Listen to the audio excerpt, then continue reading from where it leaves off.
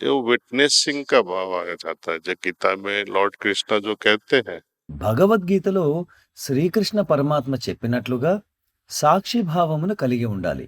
బయట ప్రపంచంలో సాక్షిగా ఉండడంలా కాదు. లోపల ఏం జరుగుతుందో దానికి సాక్షిగా ఉండాలి. लोग गलत समझ बैठे हैं कि बाहर की चीजों को हम साक्षी भाव से देखेंगे। वो उनके बारे में नहीं बात करते हैं, वो तो बहुत फालतू चीज है। విషయాలను మనం సాక్షిభావంగా చూడాలి అంటే ప్రజలు తప్పుగా అర్థం చేసుకుంటారు. బయటి ప్రపంచం పట్ల తక్కువ శ్రద్ధ వహించి పూర్తి ధ్యాస లోపలి వైపు పెట్టాలి. आपके पास मैं आपको सपोज 10 करोड़ रुपया कैश दे दूं, మీకు నేను 10 కోట్ల రూపాయలు నగదు ఇచ్చాననుకోండి. ట్రైన్‌లో మీరు వాటిని అహ్మదాబాద్ వరకు ఎలా తీసుకెళ్తారు?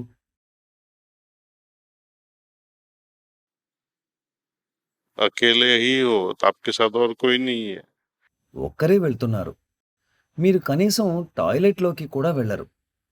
ఎందుకంటే 10 కోట్లు బ్యాగులో ఉన్నాయి. వాటి పైనుండి చూపును ప్రక్కకు జరగనివ్వరు.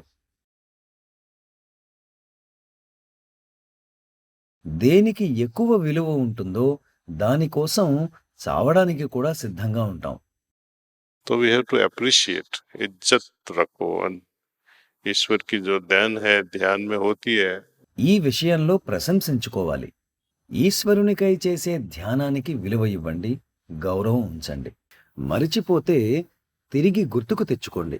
ఆ స్థితి తిరిగి వస్తుంది.